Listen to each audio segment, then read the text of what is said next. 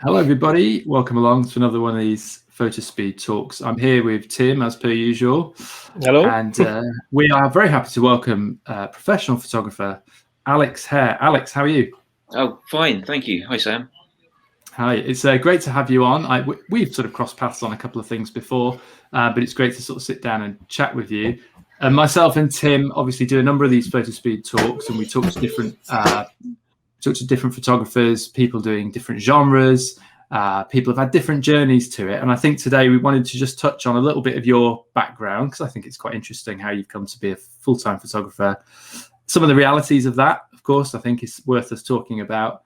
And then I know you have a big passion for printing and for bookmaking and things like that. So I really want to get into that, because a lot of people at home are probably going to be interested about the bookmaking side of things. So I know that's a lot of stuff. It's basically your life, Alex. We're just going to talk about your life for the next half an hour. But do you want to let us know maybe a little bit of your background and when the photography became the passion for you and when you managed to make that your sort of full-time career? Because I know you've had a background in other professions, which I think is just worth mentioning.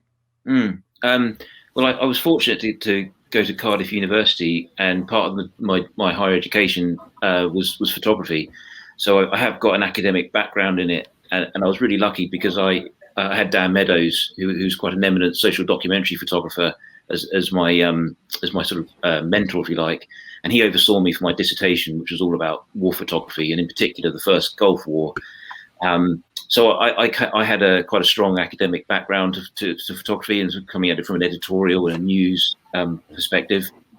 But I found myself increasingly drawn, probably because I was young and I just had a yearning to go adventuring and everything. I had a yearning for outdoor experiences, and that, photography just almost becomes intertwined with that. If you like the idea of traveling and seeing the world, then you normally think about how you're going to record that. And I fell in love with landscape photography, and I think that that's partly the reason I didn't stay in the Royal Marines for very long, was because my heart was made up before I graduated that I wanted to be a photographer somehow, by hook or by crook, and it just took a long time because it's not an easy profession to get into. But after I left the Marines, I went back and retrained as a solicitor, and I practiced law for a few years, and I used that time to reinvest in my equipment, my training, and my experience, and just kept practicing and pushing my work out there. And eventually, you get to a standard where you can get a few people biting, and a few agencies take your work, and a few people hire you.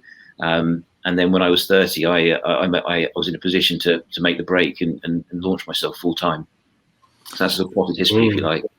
Yeah, I mean, there's a couple of bits to pick up on there, but I suppose just in terms of the turning professional side of things, it sounds like you're doing your solicitor work, but also just gradually dialing it up. And the plan was always to do that transition, right? But it's so important, isn't it, to have kind of both balls in the air? But that's tiring. That's a hard thing to do. Yeah, it is. But I think if you're into anything creative, it is a hard slog. There isn't and this is what I struggled with when I left university. There isn't a clear career path into it. It's very, especially when I graduated in 2001, 2002. There was the stock industry had already started to decline. So all these kind of names like David Noten and everybody had already had the good times, and it was already a diminishing time, and the chances to get assisting work was already kind of evaporating. So it was very, I had to make it up as I went along, figure it out for myself, really. It was difficult, but it's like anything. If you really put your heart and soul into it, you can usually make things happen for yourself in life, can't you? I'm interested by your sort of documentary background then, when you were studying there. Is that still a sort of genre of photography you enjoy looking at, if not necessarily shooting in that fashion? And how has that study maybe informed what you do now? That's a good question. I think it's fundamentally important. I think having a broader understanding of photography, be outside of just the landscape bubble and the landscape genre, it really helps. I mean, when I started doing full-time photography, I started doing wedding work, and I'm absolutely convinced that my landscape work is improved off the back of being a wedding photographer, because being a wedding photographer, you have one chance to get every single thing right. You do not get a second chance at anything during the day. And by contrast, sitting there setting up for a sunrise with plenty of time on your hands, lots of time to think about things is an absolute gift compared to juggling your apertures and your ISOs. The split second that an idea for a shot of the bride that you've just seen or anticipated seeing enters the room. So I think it was really important for me, actually. And I think that social documentary side of it taught me an awful lot about not just the theory of photography, but the wider sort of world of photography, if you know what I mean. Thinking about other photographers and their ideas, the Cartier-Bressons of this world, and in particular the news photographers, and looking at it from a social and political point of view, and the storytelling that goes into editorial work, and certainly in war photography, the circumstances of being a war photographer. And the pressures that you're under, aside from the actual, how do you get to Iraq? What do you do when you're there? How do you get yourself in the right place to tell the story? And how are you going to battle against the military controls that are imposed upon you? So all these sort of broader topics became sort of part of my kind of wider understanding of photography. I think it kind of gives you that kind of documentary side, like you said. It gives you the theory, it gives you the groundings, and almost the rules that you can then go and break. I think that's what it gave me anyway. Kind of gives you that kind of grounding, I think. Like you said, with the Magnum photographers and things like that. And in South Wales, you're going to be in the mix of it, aren't you, I suppose? Yeah, that's true. And bizarrely, landscape was really quite looked down upon. It wasn't, Cartier-Bresson said of Ansel Adams, the world's going to hell, and he's out there taking pictures of sunrises. And of course, Ansel's response was, well, everything has its role and everything's important at different times to different people. But it is difficult because, when I was there, it was all about, very serious. It's going to be politics, it's going to be news. And if you're going to go and do, because I was a soldier. So the two went hand in hand, and it was very much, well, Alex, you should be thinking about a war photographic career. And I was thinking to myself, yeah, but I feel totally inspired by the outdoors and Mother Nature and landscape. So I had to push back. It was quite hard in a way because I was sort of striking out on my own very much without much kind of support to do this. But you're right, Tim.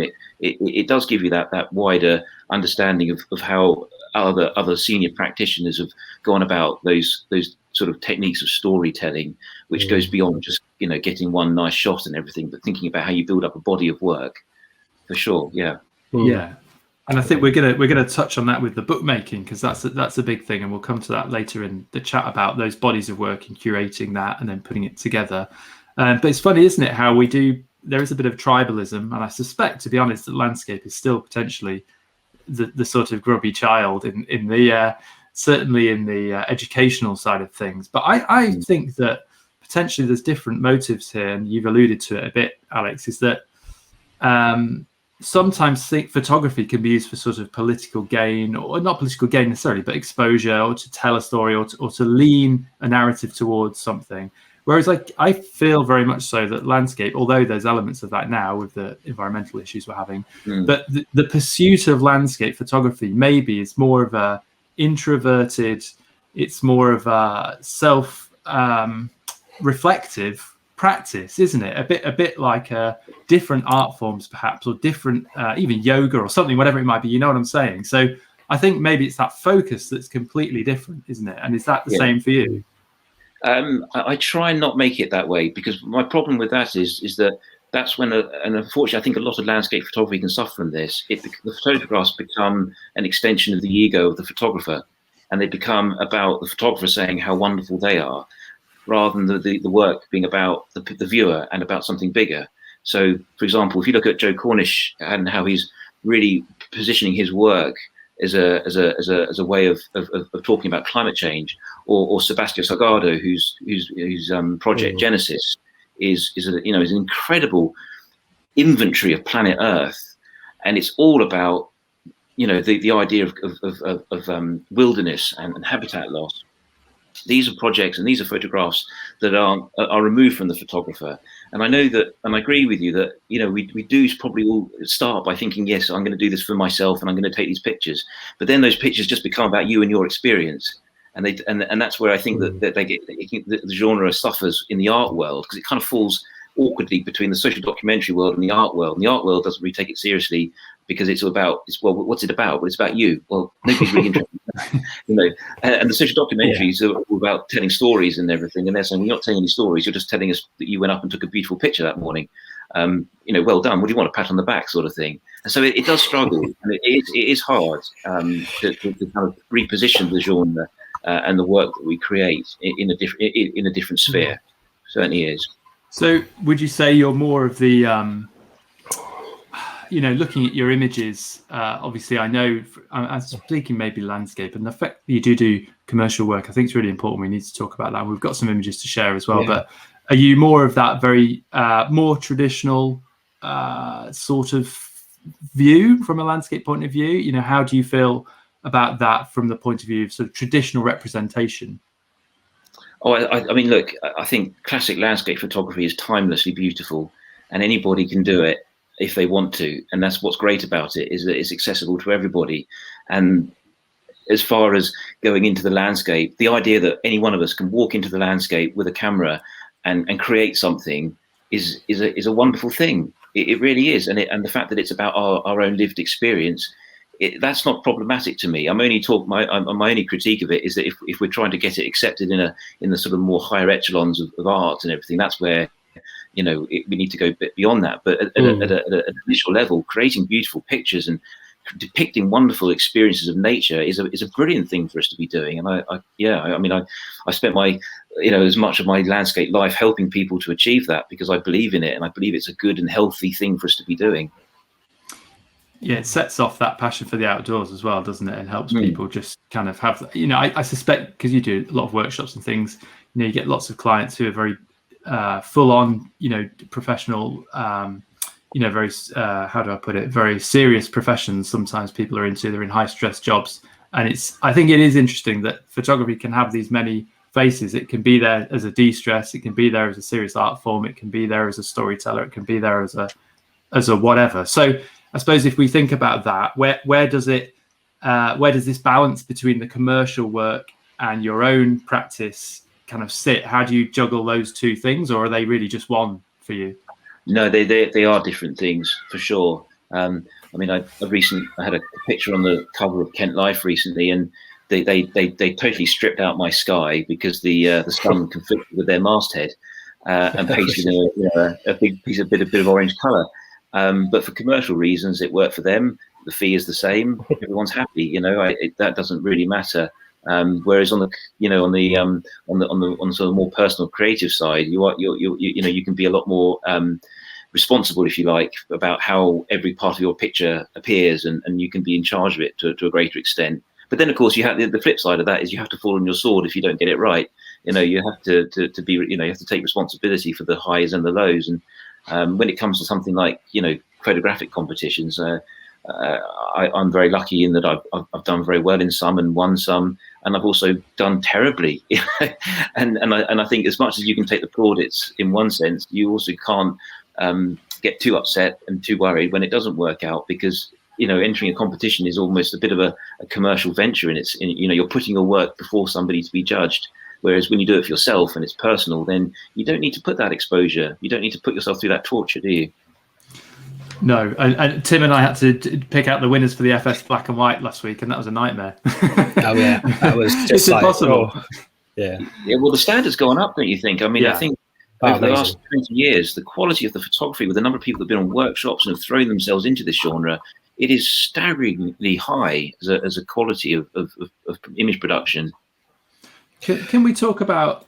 Sorry, Tim, did you have a query there? No, I was just going to say, because I know I'm showing a few pictures of Alex's here. So, do you think with your commercial work? I know when I was working commercially as a photographer before I joined Fotospeed, that you almost had to work in a certain style because that's what people accept. And it's kind of, do you find that as well? I'm just thinking of the one we've got up on the screen here, and almost like this picture here as well. There's that style to it, isn't there? This very good style and things, but it's that corporate kind of, you have to kind of get into their mindset a little bit, I always found. So. Yeah, no, you do. And I think that's a really good point, Tim, because it's a really big non-photographic skill, isn't it? To do, we're talking about going to someone else's business, which is, in this case, it's a multi-billionaire who owns an airport at Biggin Hill, and you're there to produce the pictures for their brochure, and you have to work out what they want to see rather than what you may want to take. Sometimes the two can be the same. You have to kind of think, well, you'll want well lit pictures. You'll want to have pictures that can be cropped into a panoramic for your website masthead. You'll want some options where you've got some room for text. You'll want some pictures that will stand alone as single images. So you're constantly thinking of all these different possibilities, and that's what you have to do as a commercial photographer. You have to think about what the client wants rather than necessarily what you want. And then, of course, on top of that, you've got to bring in all your kind of off-camera lighting and all those other things, those gadgets that look great at the photography show and then don't quite work when you're there on location. You've got to budget. That was the adapt accordingly, I think is the phrase.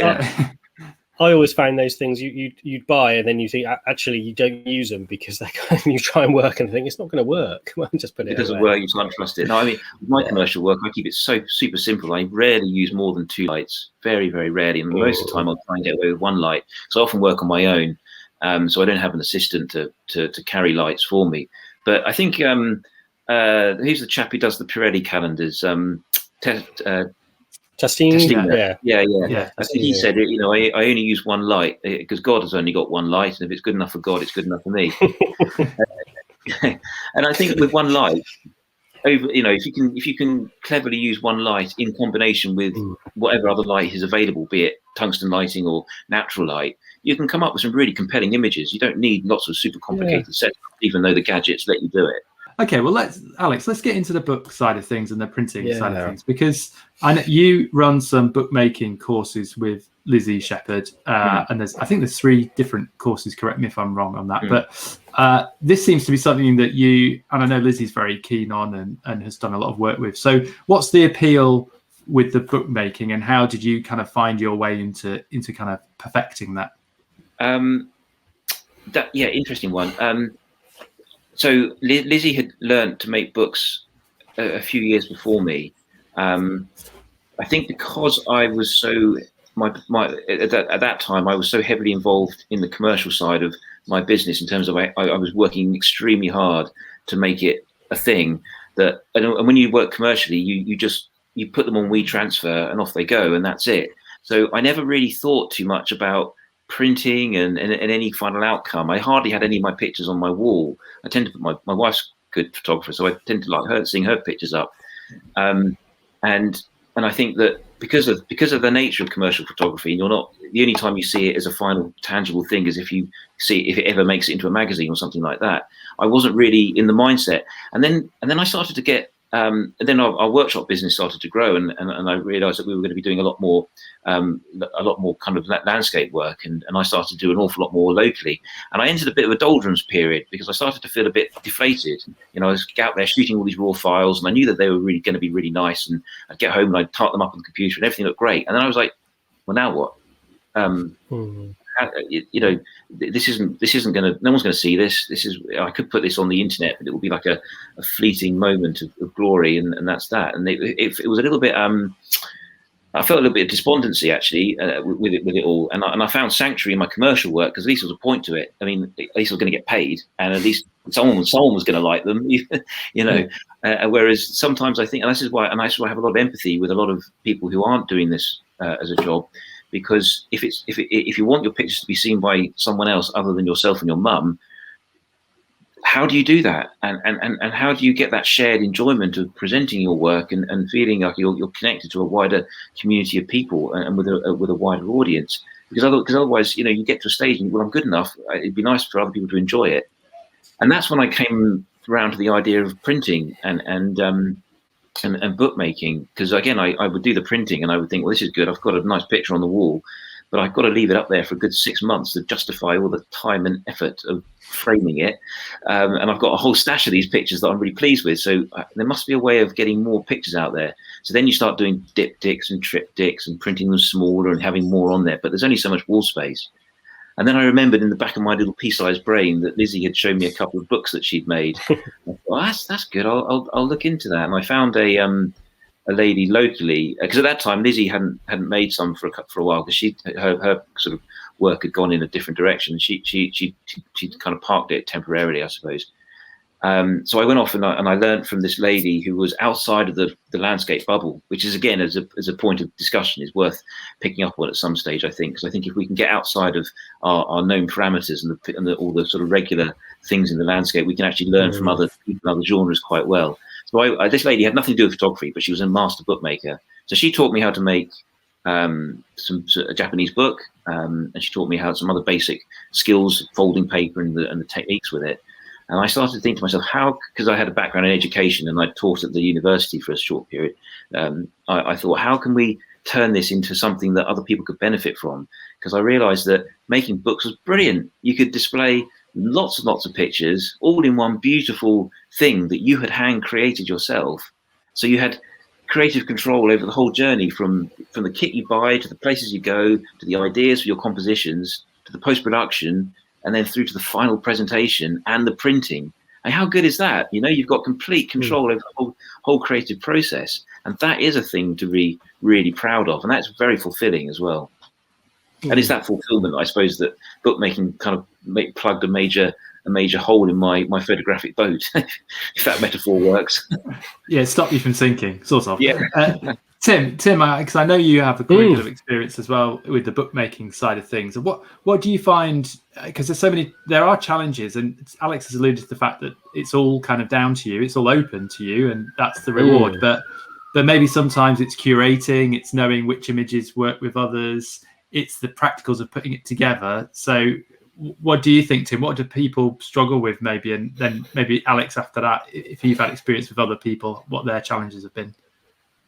I suppose it's picking the pictures, really. That's the I should say there's kind of two sides to things. That there's obviously picking the pictures and the layouts and things, and there's the actual kind of making it. And I always keep them a little bit separate, in a sense that I always think the making of the book is the fun part for me. The agonizing bit and the not fun part is the editing and doing all the layouts and printing it all and things like that. The actual stitching of the book and putting it all together is the real fun part for me. And I think the big thing with putting it together is just don't rush, just take your time. I think that's a big thing. I've rushed and messed up many a book. I don't know about you, Alex, but I've done that many, many times. Punched the hole in the wrong place because you're rushing and all this kind of stuff. Done it all.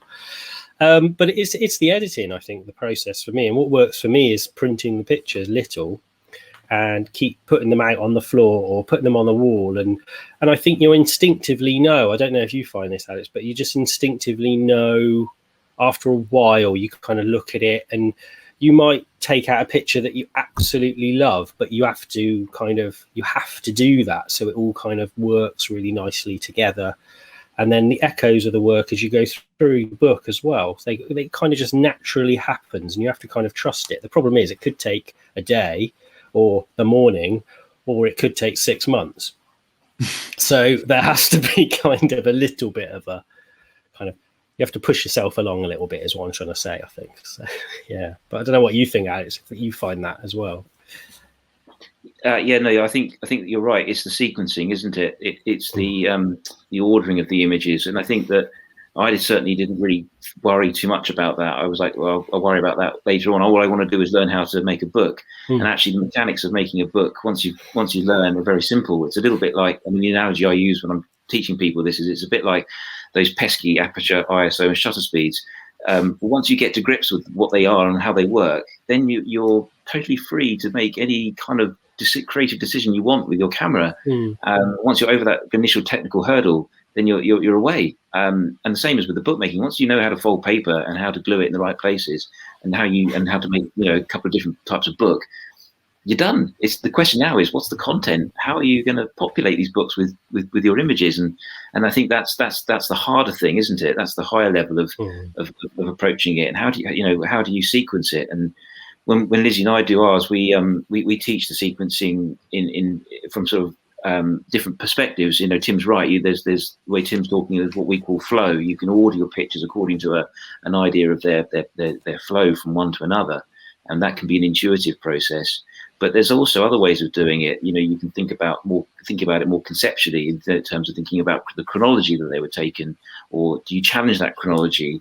Do you think about it in a more thematic way or a more idea-based way? Are you talking about a local issue, maybe rising sea levels locally, or the effect of a new housing estate? Is that moving the work into more project-based work and getting it around a tight theme, and then that then becomes the content for your book, rather than it being a one-hit wonder exercise, which is what a lot of photography starts off as. You go, right, I've got to kill a shot, great. But with a book, you need, unless you're gonna have one image in it, you're going to need more. And I think that's one of the challenges I find that people quite enjoy, is that they suddenly start to take a picture and they think, if I'm going to do a book here, I need to find some new angles on this. I've got one in the can. What else can I do to, create a sequence of images that potentially could then be reflected in a final book, which I can display. Mm.